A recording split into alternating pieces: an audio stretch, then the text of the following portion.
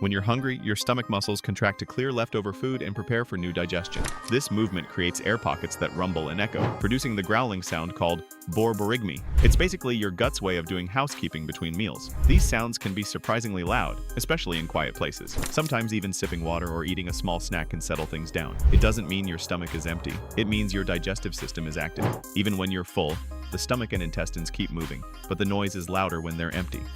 Has your stomach ever growled loudly at the wrong moment?